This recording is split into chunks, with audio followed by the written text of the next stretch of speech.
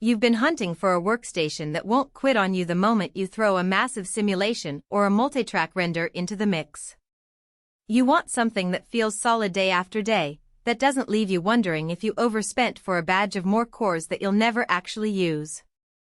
That hesitation is real, especially when you're looking at a processor that reads like a tech spec sheet from a future tech conference. Link is in the description if you want to check the product details on Amazon. When you step back from the headline 64 cores, 128 threads, a 4.2 GHz boost, the real question is what that means for the kind of work you actually do. In a professional workstation, the bottlenecks aren't always raw CPU cycles, they're often I/O bandwidth, memory capacity, and the ability to keep a system stable under sustained load. The Threadripper Pro 3995WX slots into a niche where you're running CAD assemblies with millions of polygons, compiling massive codebases across dozens of modules, or rendering frames that would take a regular desktop hours to finish.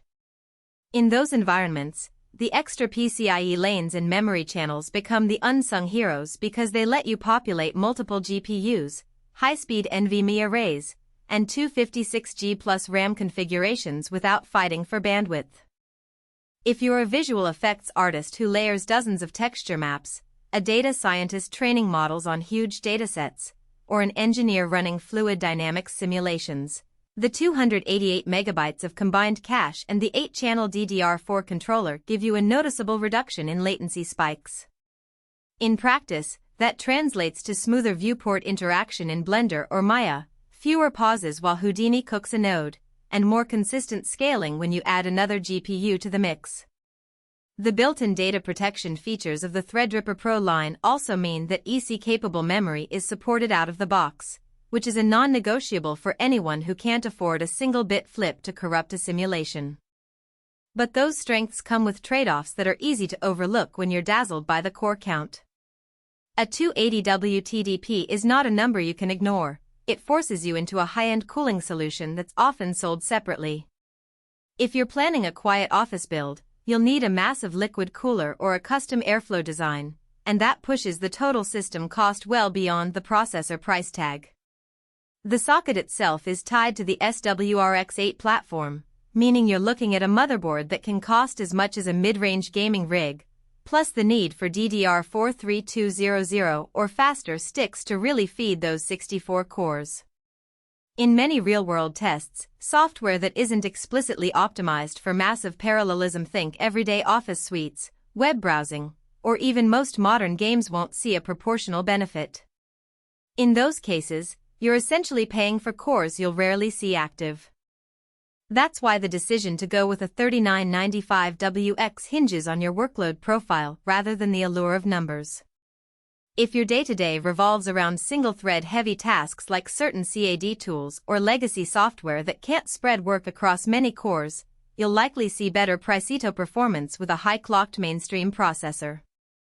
Conversely, if you already own a multi-GPU rig for deep learning, or you're planning to build a render farm on a single machine, the 128 PCIe 4.0 lanes will let you attach 4 or more GPUs without sacrificing bandwidth, and the massive cache will help keep those GPUs fed. The processor also shines in environments where uptime matters. The built-in data protection helps mitigate memory errors, and the sheer headroom means you can run long, unattended jobs without throttling. So, who should click the Add to Cart button? If you're a professional whose revenue depends on cutting render times from days to hours, or if you're assembling a workstation that will serve as a shared resource for a team of engineers, this chip is a solid investment. It's also a good fit for hobbyists who have already built a multi-GPU setup and want to push the envelope further without rebuilding the entire platform. Who should skip it? Solo creators who primarily edit video in 1080p, gamers who care more about frame rates than raw compute, or anyone on a tight budget where the cost of the motherboard, cooling, and high-capacity RAM would eat up the entire project. In the end, the Threadripper Pro 3995WX isn't a one-size-fits-all upgrade, it's a purpose-built tool that delivers its real value when you pair it with the right ecosystem and workload. If that description sounds like your daily grind and you're ready to invest in a platform that can handle the most demanding parallel tasks without breaking a sweat, give it a look. Link is in the description if you want to check the product details on Amazon.